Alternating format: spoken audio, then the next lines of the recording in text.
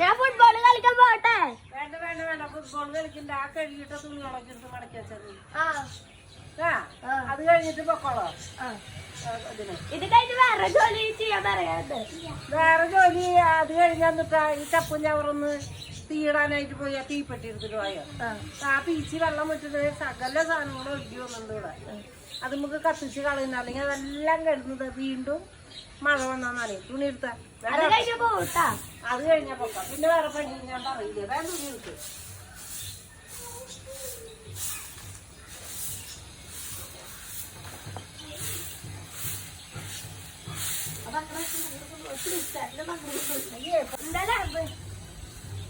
ഇനി ഞാൻ വേറെ ജോലി ചെയ്യില്ല. എന്താണ് അതൊക്കെ ഉണ്ടായി കത്തിച്ചെങ്കിൽ